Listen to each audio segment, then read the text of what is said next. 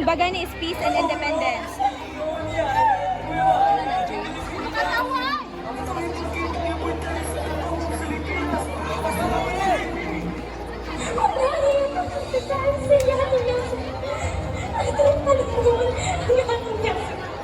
Ako tumurag may katawa.